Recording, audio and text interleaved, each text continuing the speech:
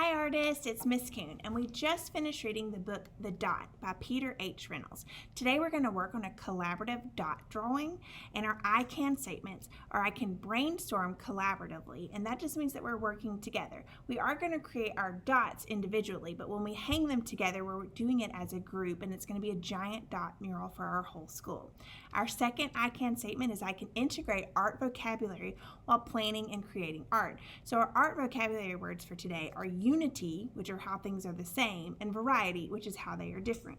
Our finished project is going to look a little bit like this. We're each going to create our own dot, and the dots are going to have unity because each section has dots, and the variety is that all the dots are different. So they're different sizes, different colors, different styles. So we're going to look at a few dot pictures first, and then we'll get started. One of the earliest dot paintings were Aboriginal dot paintings by the indigenous people of Australia. They used dots to tell stories in their culture. Kandinsky was a Russian artist who created this painting called Squares with Concentric Circles. He was part of the Expressionist movement and wanted his art to express feelings. Damien Hirsch is a contemporary artist. That means he's still alive and making art today. He's from the United Kingdom. He called his dot paintings spot paintings. This is Kusama. She's a Japanese contemporary artist who works primarily in sculptures and installations. Her work is easy to recognize for its dot patterns. Vashti is an artist too. She's very creative and used her imagination to come up with many different ways to draw a dot. Her dots have unity and variety. There's unity in the shape and variety in the style.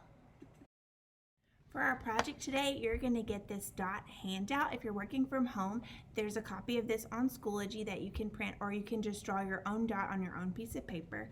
We need a colored piece of paper to put our finished dot on. Again, if you're at home and you don't have that, you can just color a sheet to glue it to. You'll need glue, and you can use bottle glue or a glue stick. You need scissors, and you'll also need crayons and some markers. So let's get started. Okay, so the first thing that you need to do when you get your handout is cut on the skinny line that goes around the outside that makes the square. We're going to separate this into sections. So I'm going to cut on this line. I'm only cutting the skinny lines, not the circle. Cutting the skinny line so that I have the big square with the circle inside of it, or the dot inside. And then I'm going to cut the skinny line through the middle and the skinny line that goes up vertically. So I'm going to turn my paper. I'm going to cut the skinny line, not the thick line. Skinny line and skinny line. Okay, so I have 4 pieces, and when I put them together it makes a dot.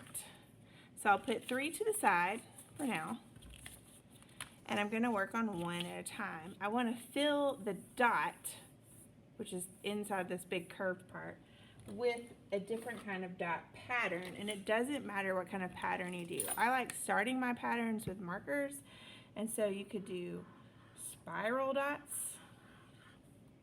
if you would like. It's up to you. You could make dots out of dots. Your dots could be different colors. Your dots can be different sizes. Anything that you can come up with is fine. I don't want to leave a lot of white space. So usually after I've drawn with marker, I'll pick a color, and it doesn't matter which color you pick.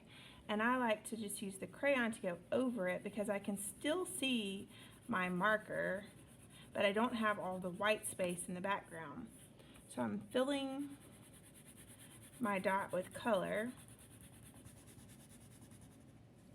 So inside of my dot I have a spiral dot pattern, and right now it only has unity because all of my dots are the same color and the same style. But I need to do something that's going to add variety, something that's going to make my dots different. So I can go in if I want to, and I can add a dot pattern to the background here. So now the purple dots and the blue dots, spiral dots, have unity because they're all dots, but the variety is that they're different sizes. These are small and these are big. These are colored in and these are not, or the blue part's not colored in. I do want to add some color behind my purple, and I can use any color that I would like. I think I'm going to use purple here too. So I'm going to add a little bit of crayon because I don't want too much white space. I'm going to fill my paper with color. So far, 1/4 of my big dot is finished, and it already has unity and variety because I have unified shapes in a variety of color, sizes, and styles. So I'm going to speed it up on my next 3.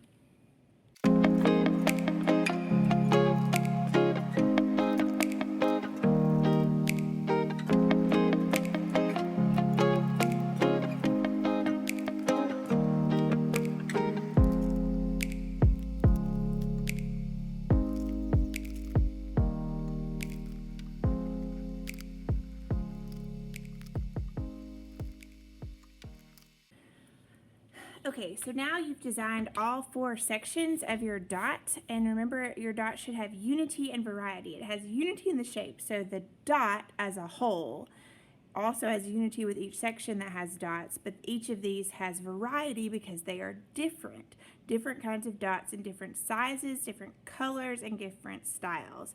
So we're going to slide these to the side and find a colored piece of paper, and we're going to glue our dot pieces together on our dot paper, and I will speed this up. I can't wait to see what you create. Remember, I want you to share images of your art. You can share them on Instagram at Kuhn Art Room, or you can email them to Miss Kuhn at amkuhn@auburnschools.org. My friends that are doing this project at home, please send me a copy of this and I will print it. If you'll scan it or email it to me, I'm going to print it and add it to our mural here at school so that you're included in our collaborative mural. We miss seeing your face, and I can't wait to see your art. Bye!